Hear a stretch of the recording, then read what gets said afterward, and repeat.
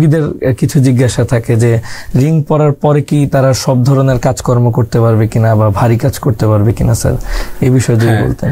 এখন স্ট্যান্ট লাগানোর পর, যেমন রিং লাগানোর পরে রোগীদের কি করবেন, কিভাবে লাইফস্টাইল লিড করবেন, যেমন আমরা বলি যে এই রোগটা আসলে হচ্ছে কি চিকিৎসা কিন্তু ব্যয়বহুল। যখনই আপনার রোগ হবে দেখবেন যে আপনার খরচ, ওষুধের খরচও কিন্তু কম না।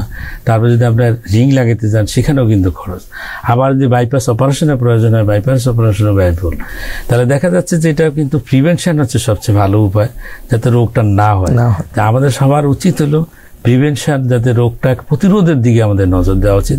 আর যদি হয়েই যায়, আর যদি রিং লাগানোই হয়, সেক্ষেত্রে অবশ্যই তাকে এটা মেনটেন করার জন্য, যে যাতে ভবিষ্যতে রিংয়ের ভিতরে আবার ব্লক তৈরি না হয়, ভবিষ্যতে যাতে সমস্যা না হয়, সেই জন্য তাকে অবশ্যই সজাগ থাকতে হবে। সজাগ থাকার জন্য আমরা যেটা বলি, প্রথমে হচ্ছে তার জীবনযাত্রার যে পরিবর্তন, সেই পরিবর্তনটাকে অবশ্যই তার আনতে হবে। যেমন ধূমপান থেকে দূরে থাকতে হবে, অ্যালকোহল থেকে দূরে থাকতে হবে, ওজনটাকে নিয়ন্ত্রণের ভিতরে নিয়ে আসতে হবে, হাঁটতে হবে রেগুলার। আমরা 30 মিনিট করে হাঁটতে বলি প্রতিদিন, তাহলে তাকে কিছু কায়িক পরিশ্রম করা, হার্ট হেলদি খাবারের কথা আমরা বারবার বলি।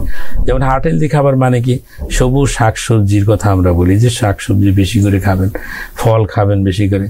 তারপর কোলেস্ট্রল জাতীয় খাবারগুলোকে অ্যাভয়েড করার জন্য আমরা বলি, যেখানে স্যাচুরেটেড ফ্যাট বেশি থাকে। নদীর মাছ, মানে মাছ, ছোট মাছ, এই সমস্ত খাবারগুলোর প্রতি বেশি নজর দিতে হবে। তার পাশাপাশি উচ্চ রক্তচাপ থাকলে নিয়ন্ত্রণ রাখা, ডায়াবেটিস থাকলে নিয়ন্ত্রণ রাখা, রক্তে কোলেস্ট্রল মাত্রা বেশি থাকলে তাকেও নিয়ন্ত্রণ রাখতে হবে, ঠিকমতো ঘুমাইতে হবে, টেনশন অস্থিরতা থেকে দূরে থাকতে হবে। তার পাশাপাশি যে ফলো আপে থাকতে হবে, রেগুলার যে ওষুধগুলো ডাক্তার দিচ্ছেন ওষুধগুলো নিয়মিত খাবেন, এবং মাঝে মাঝে ডাক্তারের পরামর্শ অনুযায়ী ইসিজি, ইকোকার্ডিওগ্রাম, এই সমস্ত পরীক্ষার মাধ্যমে ফলো আপ করবেন। তার মাধ্যমে সুস্থ থাকাটা সম্ভব।